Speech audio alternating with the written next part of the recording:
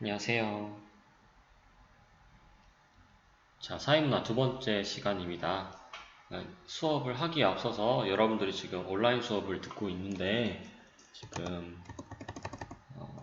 어떻게 수강을 하고 있냐면 지금 여기 보시면 제가 강좌명을 이렇게 매주 이렇게 며칠날 몇 교시 수업이다 이렇게 안내를 해요. 거기에 영상, 그 다음에 학습지, OX 퀴즈, 그다음 학습지에 이제 빈칸 답을 이제 적어 놓은 것이 이렇게 네 가지가 있어요. 그러니까 중요한 거는 여러분들이 영상만 보고 끝내면 안 되고요. 학습지도 다운받아 보고 OX 퀴즈도 풀어보고 답 제시도 한번 확인해 봐야 이 네 개를 다 수강한 걸로 나오거든요. 그래서 예로 들면 자, 한 학생 거를 가져왔는데 한 학생 거는 지금 한 학생은 영상은 다 봤어요. 그리고 학습지도 다운받아서 봤네요. 그런데 OX 퀴즈랑 빈칸 답 제시를 하지 않은 걸로 파악이 되는 거예요.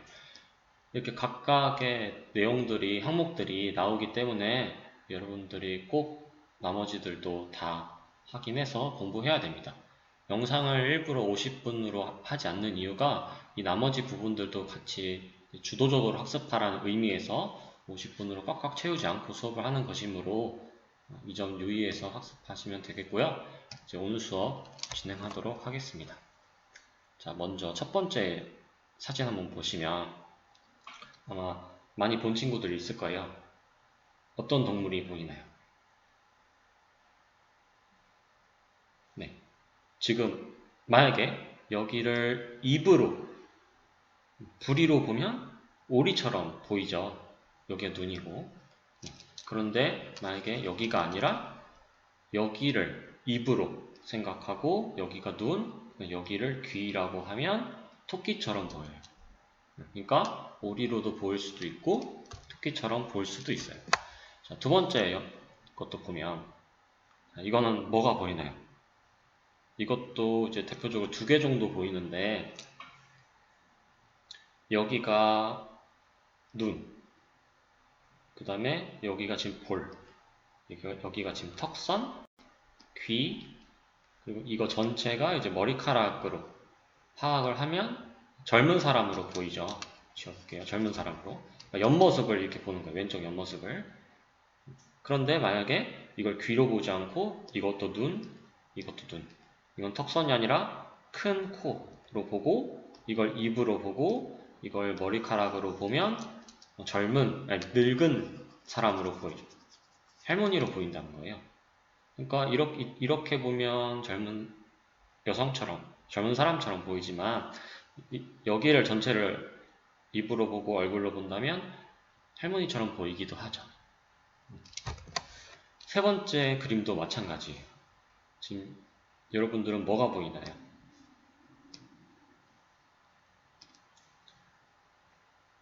만약에 이렇게 보면 여기 산 사람이 여기 앉아 있고 다른 사람은 여기 앉아서 기타를 치고 있어요. 웃으면서. 콧수염도 있네요. 그런데 여기 이 사람들의 주목하는 것이 아니라 전체적으로 보면 이렇게 노부부의 모습이 보이죠. 이렇게. 이건 눈이 되고 코가 되고 이제 턱이 되고 콧수염처럼 보이죠. 이 기타가. 여기도 할머니처럼 보이고 귀걸이도 있네요. 그러니까 제가 지금 이 그림들을 보여드리는 이유는 이게 사람처럼 노부부처럼 보이기도 하고 아니면 기타를 치며 즐기는 사람도 보이기도 해요. 하지만 우리가 난 이걸 동시에 보겠다 라고 하더라도 사실은 한쪽 면이 좀 더 강조돼서 보여요.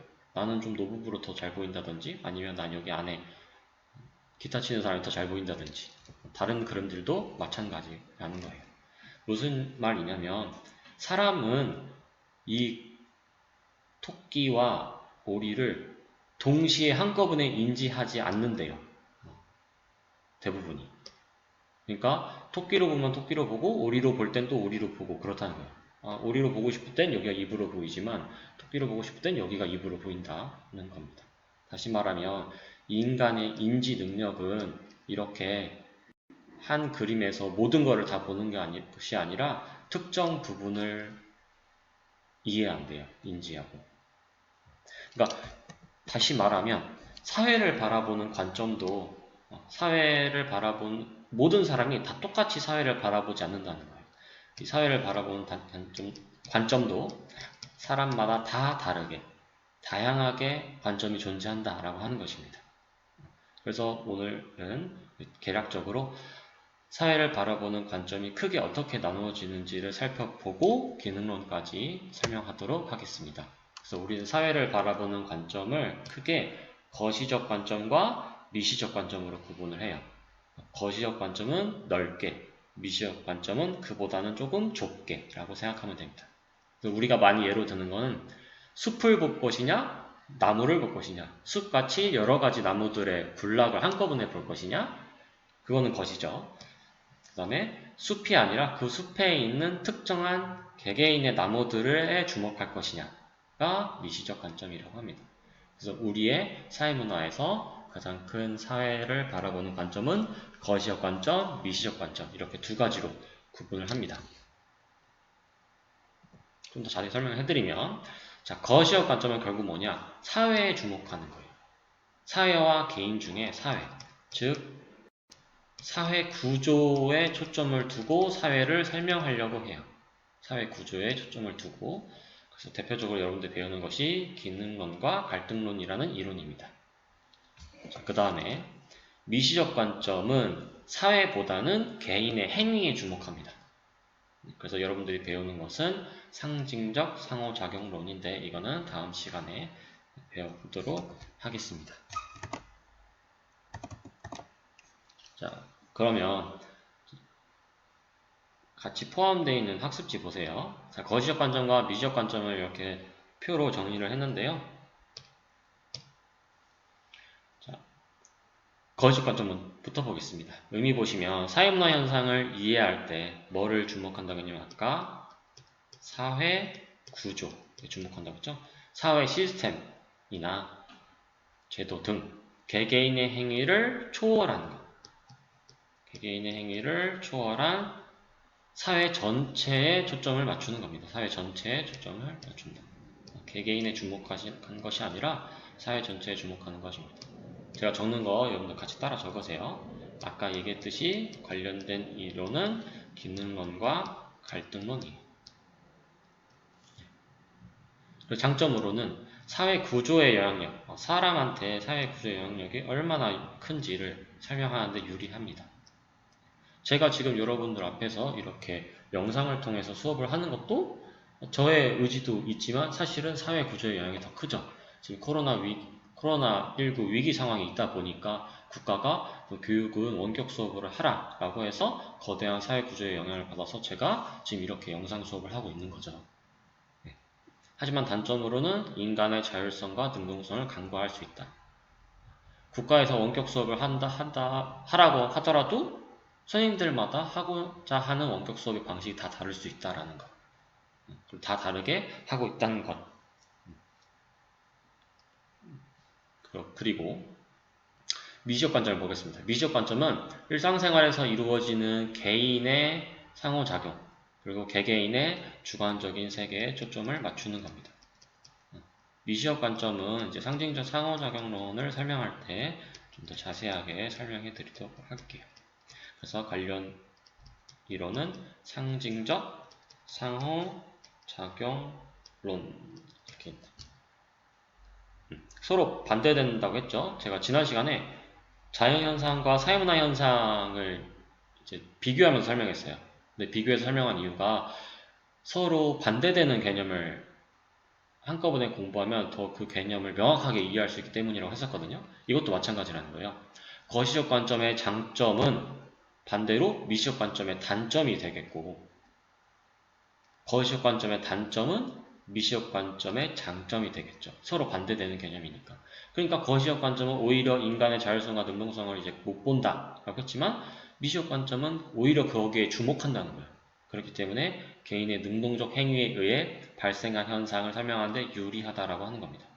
하지만 그와 반대로 개인에 초점을 두다 보니 사회 구조의 힘을 간과하겠죠. 그래서 뭐 대표적인 예를 또 다시 들어보면 학교 폭력을 할게요. 학교에서 폭력 사태가 일어났을 때 거시적 관점은 어떻게 바라보냐면 우리나라 교육제도가 문제인 것이다 라고 하겠죠. 우리나라 교육제도가 인성 부분이 제대로 되어 있지 못해서 학생들이 이런 나쁜 짓을 저지르는 것이다. 교육제도를 개선해야 된다 라고 하는 거예요. 입시에만 초점을 두기 때문에. 그런데 만약에 미시적 관점은 이렇게 교육제도와 같은 거대한 사회 구조의 힘을 설명하려고 하는 것이 아니라 아까 얘기했듯이 개개인의 학생에 주목한다는 거예요. 그래서 나에게 잘못을 저지른 학생은 왜 잘못을 저질렀을까? 그 학생은 어떻게 지냈기 때문에 그렇게 폭력을 저지른 것일까에 주목하는 것이고, 거시적 관점과 다르게 개개인에 주목하게 되는 것. 그래서 학교폭력이라는 하나의 사회 문제에 대해서도 거시적 관점과 미시적 관점이 서로 다르게 바라본다는 것입니다. 그 다음에 여러분들 여기 거시적 관점과 미시적 관점 아래에 이것도 한번 적어볼게요. 여러분들 2단원에서 배울 건데 이런 거시적 관점과 관계되는 이론을 우리 뭐라고 하냐 사회 실제론이라고도 설명하고요. 미시적 관점에서는 사회 명목론과 연결된다 라고 합니다. 사회 명목론. 그러니까 사회 실제로는 사회라는 거는 실제로 존재하는 것이다 라고 하는 거예요. 하지만 미시적 관점은 아니다. 사회 구조 자체가 중요한 것이 아니라 개개인의 행위, 개개인의 능동성이 중요한 것이므로 사회는 그냥 개개인이 만든 이름의 명목상으로만 존재하는 것이다. 라서 사회 명목론이라고 합니다. 사회 실제론과 사회 명목론은 다음 시간에 좀 더 2단원 때 좀 더 자세하게 설명해 드리도록 하겠습니다. 자, 그러면 이제 기능론 이제 설명해 드릴게요. 그러니까 이제 거시적 관점과 미시적 관점을 간략하게 설명했으니 거시적 관점의 기능론과 갈등론을 설명하고 미시적 관점의 상징적 상호작용론을 설명할 건데 오늘은 기능론까지 하고 수업을 마치도록 하겠습니다.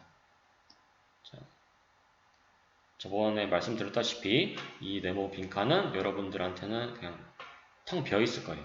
이 부분들은 여러분들이 잠깐 영상을 멈추고 필기를 하시면 될 것 같아요. 그리고 여기 중간중간 빈칸으로 있는 것은 저와 같이 이 수업 시간에 채워보도록 하겠습니다. 자, 여기 보면 믿기지 않겠지만 지금 이거 사람이에요. 사람이죠? 이게 눈, 코, 입 이렇게 되어 있습니다. 제가 이렇게 사람을 그린 이유는 생명체를 설명하려고 하는 거예요. 생명체. 우리는 생명체를 다른 말로 유기체라고도 불러요. 유기체. 그럼 만약에 제가 오늘 도넛을 먹었다고 생각합시다. 자, 내가 도넛을 먹었어요, 지금. 자, 도넛을 먹으면 제일 먼저 어디로 가죠? 입으로 가죠. 입으로 간 다음에, 그 다음에 어디로 가냐면, 식도로 갑니다. 식도로 간 다음에는 이제 위로 가겠죠. 위로 간 다음에는 뭐 소장, 대장 이런 데를 거쳐서 소화가 된 다음에 이제 영양분을 섭취하고 우리가 배출을 할 거예요. 이런 식으로. 그러니까 도넛을 먹고 우리가 거기에서 영양분을 얻고 나중에 남은 것 노폐물을 이제 배출하는 그 과정에는 여러 가지의 기관들이 다 존재한다는 거예요. 그런데 소화할 때 이 기관들만 존재하면 소화가 되느냐? 그게 아니라는 거예요. 얘네가 움직이려면 호흡도 해야 돼요. 그러니까 뭐 폐도 있어야 되겠고, 그다음에 코도 있어야 되겠고, 뭐 기관지도 있어야 되겠고, 이것들 여러 가지 것들이 있어야 되죠. 결국 우리가 소화를 하려고 하더라도 소화기관만 존재하는 것이 아니라 순환계도 필요하고, 호흡계도 필요하고, 신경계도 필요하고, 그다음에 먹으려면 또 움직여야 되고 근육도 있어야 되니까 근골계도 다 필요하다는 거예요. 즉 인간이 이 먹는 행위를 하기 위해서는 인간이 가지고 있는 대부분의 신체 기관들을 다 활용해야 된다라는 것입니다. 즉 각각의 기관들은 서로 다 연관성을 지니고 있죠. 이거를 간략하게 정리를 해볼게요. 유기체는 각각의 기관으로 분화되어 있어요. 입이 도넛을 잘게 부수기도 하고 녹이기도 하고 몸에 흡수시키기도 하는 것이 아니라 입은 부수는 기능, 위는 또 소화하는 기능, 소장에 소화하는 기능, 대장에 소화하는 기능, 각각의 기능이 다 분화되어 있다라고 합니다. 각각의 기능이 다 분화되어 있다. 즉, 각자의 역할을 수행하고 있겠죠. 그리고 아까 얘기했듯이 먹는 걸로 끝나는 것이 아니라 먹으려면 각각의 폐도 필요하고 심장도 필요하고 다른 근육들도 다 필요하다는 거예요. 그러니까 각각의 기관들은 독립적으로 존재하면서도 동시에 상호 의존하고 있죠. 상호 의존을 해야만 생명체가 유지될 거예요. 만약에 폐가 안 움직인다, 심장이 제 기능을 하지 않는다라고 하면 아무리 입속에다가 도넛을 넣어도 생명체는 유지되지 않겠죠. 즉 서로 상호 의존하고 서로 조화를 이루어야 된다라는 거예요. 근데 만약에 조화가 이루어져 있지 않다. 조화가 이루어져 있지 않는다면 방금 얘기했듯이 생명의 위협이 높아지겠죠.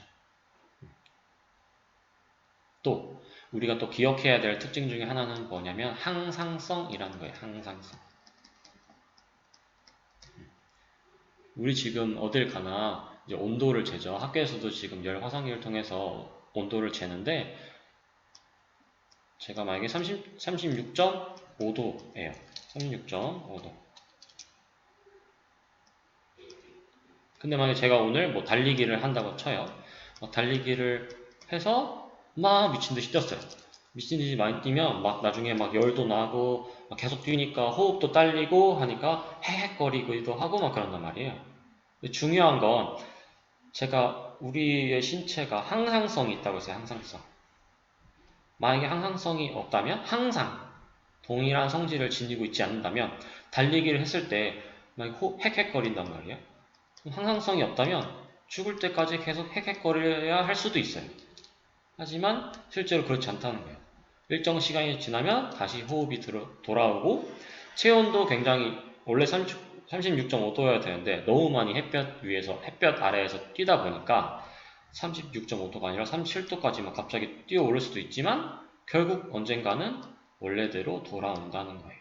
그 이유가 이렇게 특정한 체온, 특정한 호흡, 특정한 심장 박동수를 유지해야 각각의 기관이 제 기능을 할 수 있기 때문에 그렇다는 것입니다.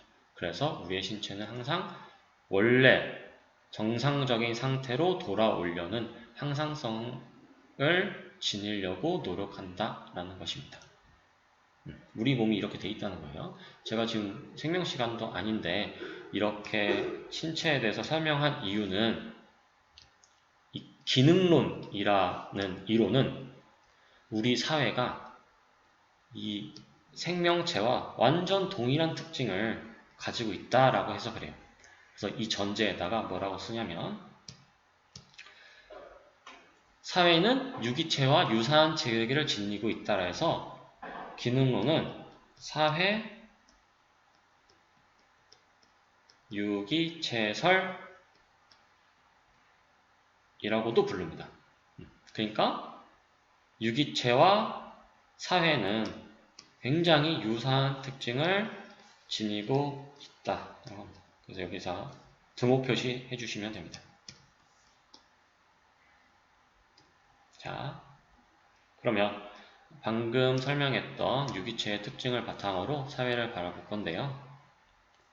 유기체도 각각의 기관들이 분화되어 있는 것처럼 사회도 각각의 여러 제도들이 각자의 기능을 수행한다는 거예요. 뭐 예를 들면 가족 제도도 있고 교육 제도도 있고 경제 제도도 있고 법 제도도 있다는 거예요. 만약에 학교가 뭐 정치도 하고 뭐 법도 하고 뭐 경찰로서 범죄자도 잡고 뭐 경제 체계도 하고 그런 게 아니죠. 교육기관은 교육 기능, 고유 기능을 하는 것이고 법기관은 법 고유 기능을 한다는 거예요. 그러면서도 상호 의존 관계를 가지고 있죠. 네.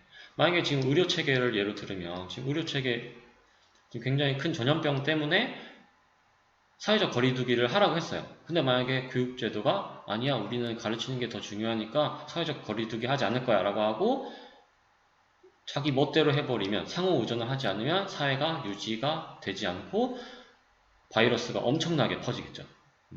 그러니까 유기체와 마찬가지로 각각의 독자적인 고유 기능을 하면서도 상호 의존 관계를 지니고 있다.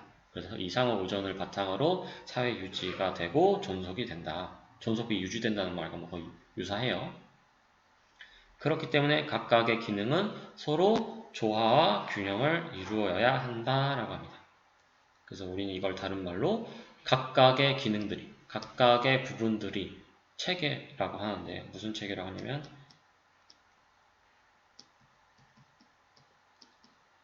각각의 통합된 부분들의 체계라고 합니다. 네, 이렇게 적어주시고. 그런데 이렇게 각각의 독자적인 기능을 하는 부분들이 있고 그들이 또 상호 의존을 해야 된대요. 근데 독자적인 기능을 가지고 있는 기관들이 어떻게 서로 상호 의존을 할 수 있느냐, 그때 가장 중요한 것은 우리는 뭐라고 하냐면 사회규범이라고 해요. 사회규범. 그 사회에, 그 지역 사회에 공통된 사회규범이 있기 때문에 각자의 기능을 수행하면서도 서로 상호 의존 관계에 있을 수 있다라고 합니다. 이 사회규범에 의해서. 뭐 어른들을 공경해야 된다. 뭐 위기 상황일 때는 서로 도와야 된다. 각자의 규칙을 잘 지켜야 된다. 쓰레기가 있으면 주워야 된다. 친환경적으로 살아야 된다. 이런 규범들. 그런데 이 기능론에서는 이 사회 규범을 모든 사회 구성원이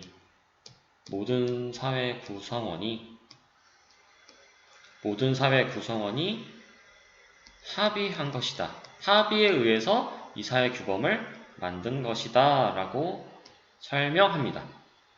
꼭 그러니까 이게 100% 이렇다는 것이 아니라 기능론은 이렇게 주장한다는 거예요. 이 사회 규범이라는 것은 모든 사회 구성원의 합의에 의해 형성된 것이다. 우리나라는 민주주의를 주창하고 자유와 평등을 주창하죠. 그것도 이제 사회 규범이에요. 그러니까 다른 사람의 자유, 나의 자유를 존중해야 된다는 것은 모든 사회 구성원들의 합의에 의해서 만들어졌다 라고 하는 거예요. 모든 사회 구성원의 합의에 의해 형성됐다. 정말 중요한 키워드니까 꼭 체크해 주시기 바랍니다. 자, 그리고 이제 사회 변동을 설명할 건데요. 자, 다시 설명해 볼게요. 잘 생각해 보세요. 사회는 우리 몸과 같대요. 그래서 각자의 기능을 하고 서로 상호 의존을 해야 된대요. 상호 의존을 하려면 서로 조화를 이루고 서로 균형을 이루어야 된대요. 그렇다면 이 사회가 바뀌는 것에 대해서는 이 기능론은 긍정적으로 생각할까요? 부정적으로 생각할까요? 자, 이게 잘 모르겠다면 유기체로 다시 돌아오면 돼요. 유기체에서 자, 각각의 기관으로 분화되고 각자의 역할을 수행하고 상호 의존을 한대요. 그런데 항상성이 있다고 했죠. 항상성. 지금 기존 상태를 유지해야 된대요. 36.5도를 계속 유지해야 된대요. 37도, 38도, 39도까지 오르면 결국 우리는 병원을 가는 이유는 이 열을 낮추기 위해서 가는 거죠. 다시 원래 상태로 돌아오게 하려고. 달리기를 해서 지금 호흡이 딸리기 때문에 헥헥거리면서 빨리 산소를 유입하지만 일정 시간이 지나서 달리기를 멈췄다면 이제 호흡이 평상시대로 돌아오죠. 돌아오는 이유는 그것이 생명체를 유지하는 데 유리하기 때문에 그렇다는 거예요. 그러면 이 기능론은 사회가 유기체와 같다라고 했습니다. 그럼 결국 이 기능론에서는 사회가 바뀌는 것에 대해서는 당연히 부정적으로 볼 수밖에 없는 거예요. 왜냐하면 이미 각각의 제도들이, 각각의 기능들이 고유의 기능을 하고 있고 서로 잘 상호 의존하고 있어. 그러니까 이미 사회가 잘 유지되고 존속되고 이미 통합되어 있고 이미 조화를 이루고 이미 균형을 이루는데 왜 사회를 바꾸려고 하는 것이냐라고 한다는 거예요. 근데 여러분들 상식적으로 좀 잘 생각해 보면 기능론이 사회 변동을 좀 부정적으로 본다고 했어요. 근데 실제로 사회는 바뀌어요? 안 바뀌어요? 바뀌죠. 실제로 사회는 계속 바뀌고 있어요. 그러면 이제 다른 사람들이 이 기능론을 이렇게 비판하는 거예요. 실제로는 사회가 바뀌는데 니네는 지금 말도 안 되는 주장을 하고 있는 거 아니냐 라고 할 수 있죠. 그렇기 때문에 기능론은 이 사회 변동을 부정적으로 바라보지만 아예 사회 변동이란 존재하지 않는다라고 생각하지는 않는다는 거예요. 그런 비판을 받을 수밖에 없기 때문에. 그렇기 때문에 이제 여기서 고민을 해야 되는 거죠. 그러면 기능론에서는 그래, 사회는 바뀔 수 있어. 우리 기능론도 인정해. 그러면 이제 급진적으로 바라볼 것이냐. 사회 변동을 하긴 한다. 그럼 사회 변동은 빨리 바뀌는 것이 좋으냐, 천천히 바뀌는 것이 바람직하냐를 기능론이 이제 설명을 해야겠죠. 사회 변동은 어쨌든 이루어질 수밖에 없으니까. 뭐라고 할까요? 빨리 바뀌는 게 좋다고 할까요? 천천히 바뀌는 게 좋다고 할까요? 당연히 천천히 바뀌는 게 좋다고 하겠죠. 왜냐하면 너무 몸이 빨리 바뀌면 각각의 기능들이 서로 균형을 이루어야 되는데 균형을 이루지 못하기 때문에 그래요. 제 고등학교 친구가 1학년 때, 고등학교 1학년 때는 160cm 정도밖에 안 됐어요, 키가. 그래서 막 키 작아서 좀 스트레스도 받고 막 친구들이 이거 가지고 막 놀리기도 했어요. 그런데 고등학교 2학년 때부터 3학년 때까지 키가 엄청 빨리 큰 거예요. 그래서 한 키가 180, 제 기억으로 180의 중반대까지 컸어요. 엄청나게 빨리 컸죠. 실질적으로 뭐 거의 2학년 때 다 큰 거라고 볼 수 있거든요. 그러니까 1년, 2년 안에 20cm 넘게 엄청나게 빨리 큰 거예요. 고등학생인데. 그래서 친구들은 엄청 부러워했고 이 친구도 엄청 좋아했어요. 근데 문제점은 이 키가 너무 급속도로 빨리 바뀌다 보니까 근육들이 버티지 못한 거예요. 그래서 막 살도 트고 막 맨날 관절도 엄청 아파하고 맨날 욱신욱신 거려하고 막 그랬어요. 다시 말하면 키가 빨리 바뀌는 거 어떻게 보면 좋기도 하지만 다른 기관들은 이 뼈가 성장하는 속도를 따라가지 못한 거죠. 그러니까 서로 상호 의존하고 서로 조화를 이루고 균형을 이루어야 되는데 그렇지 못하기 때문에 그 친구는 고통을 느낀 거예요.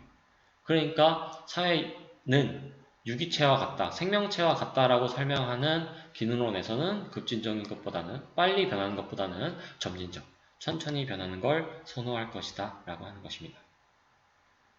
그 다음에 이해되겠죠? 자, 그 다음에 아까 설명한 이 개인과 사회의 통합 기제는 이 사회규범하고 또 연결되는 것인데요. 아까 각각의 기관들이 고유의 기능을 하면서도 서로 상호 의존할 수 있는 것은 사회규범이라는 것이 이 사회에 만연하기 때문에 잘 퍼져 있기 때문에 각자 잘 의존할 수 있다라고 했어요. 그러면 이 사회규범이라는 것은 계속 존재하지만 사람들은 태어나면서 죽어요. 그러면 새로운 사람들은 이 사회규범에 대해서 잘 모른다는 거예요.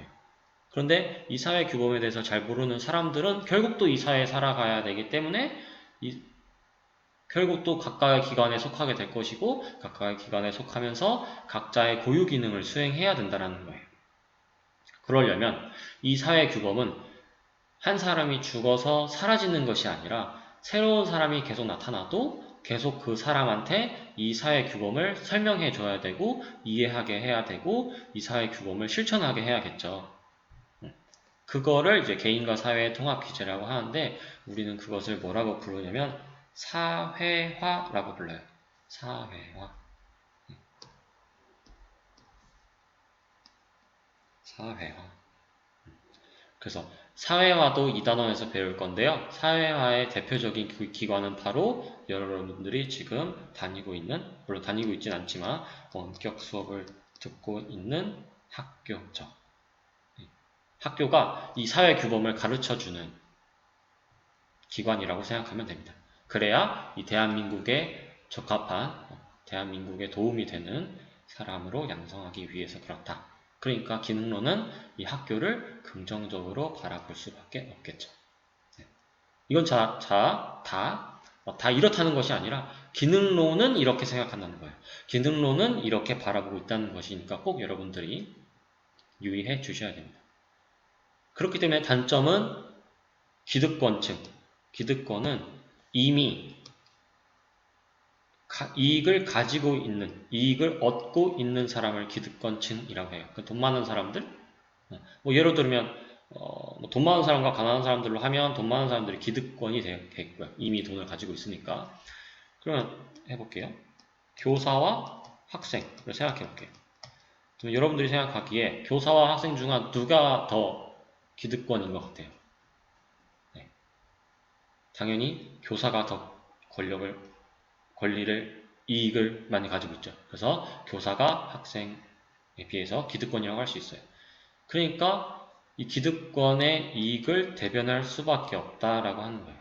뭐 예를 들면 교사가 가지고 있는 뭐 권한 같은 거를 이제 다 없애려고 한다.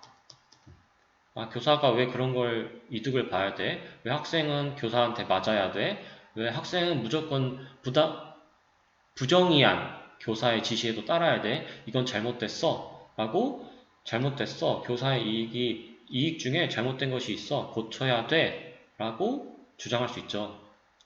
근데 물론 이제 실제로 기득권이 이렇게 기능론을 이렇게 설명하진 않지만 이제 극단적으로 설명을 하기 위해서 이렇게 예를 드는 거예요. 잘못된 게 있어서 학생이 교사한테 이런 걸 주장했어요. 그러면 기능론의 입장에서는 뭐라고 이야기하냐면 야, 이미 각각의 교육 제도는 자기의 기능을 잘 수행하고 있고 상호오전 관계해서 사회는 이미 잘 유지되고 있어. 이미 사회는 잘 통합되어 있는데 왜 니네가 멋대로 교육 제도를 바꾸려고 해? 그러지 마. 교사가 하라는 대로 해. 교사가 하라는 대로 해야 학교가 잘 이루어지지. 라고 설명할 수도 있다는 거예요. 그러니까 부당한 것이어도 이미 이득을 가지고 있는 기득권의 이익을 대변할 수밖에 없다. 기득권의 이익을 주장할 수밖에 없다라는 단점을 가질 수 있다라는 것입니다. 그러니까 변화를 싫어한다고 했죠. 그거와 이제 맥을 같이 하는 것입니다. 그러니까 사회 변동을 싫어한다. 이렇게 볼 수 있다는 거예요.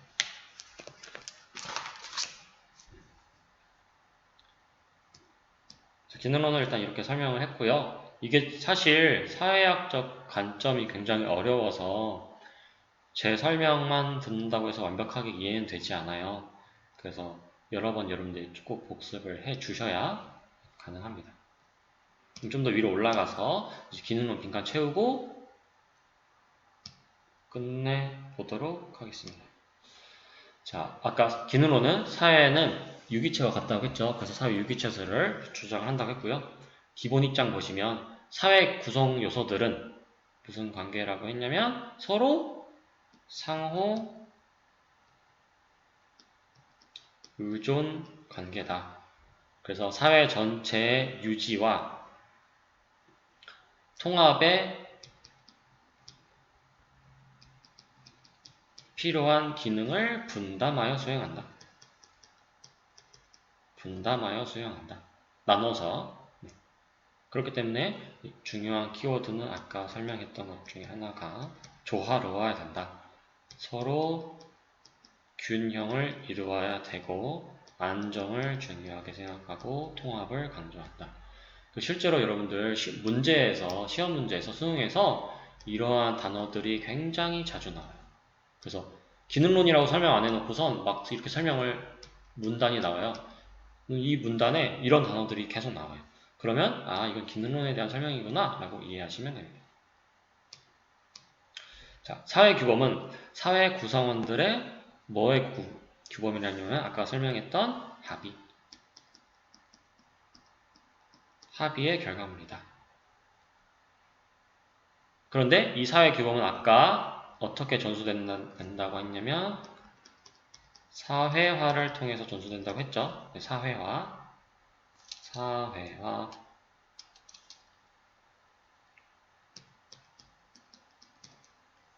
자, 그 다음에 혁명과 같은 급격한 사회 변동을 설명하기 곤란해 하겠죠. 왜냐하면 점진적인 걸 원하기 때문에 기능론은. 그리고 아까 누구의 이익을 대변한다고 했냐면 기득권층이라고 했습니다.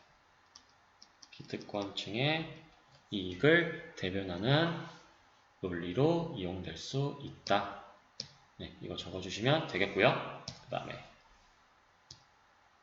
자, 다음 시간에 이제 오늘 기득론 설명했고요. 다음 시간에 갈등론을 설명할 건데 이것만 한번 지금 한번 영상 멈추고 한번 풀어볼래요? 이거 2번.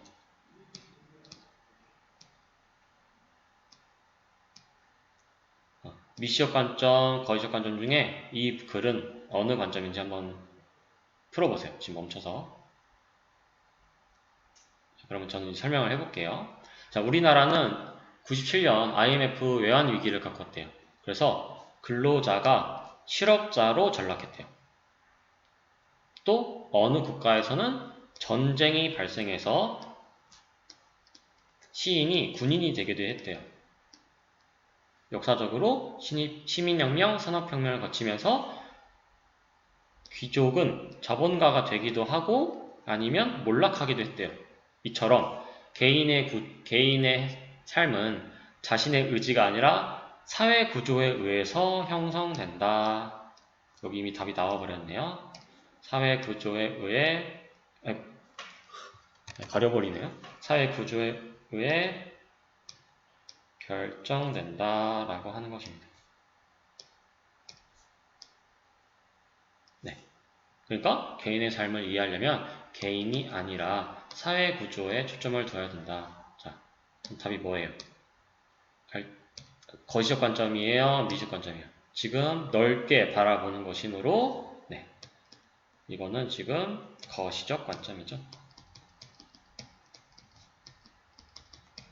네. 거시적 관점은 아까 설명했듯이 사회 구조로 사회를 설명하는 것이고 미시적 관점은 개인의 행위에 초점을 두고 설명하는 것입니다.